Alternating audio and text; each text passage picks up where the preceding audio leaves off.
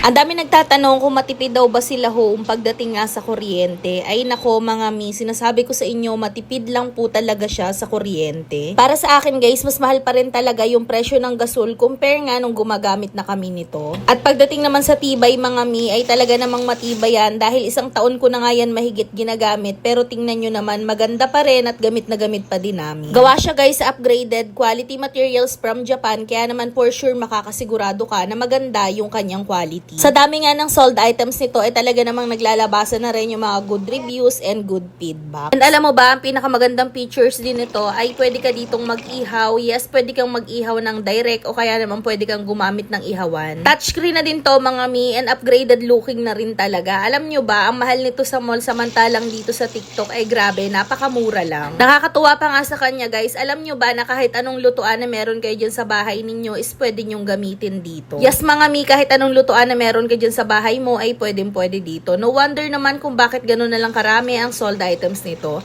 Kaya naman, kung bet mo rin to, ilalagay ko dito sa baba yung shop na aming napagbilhan.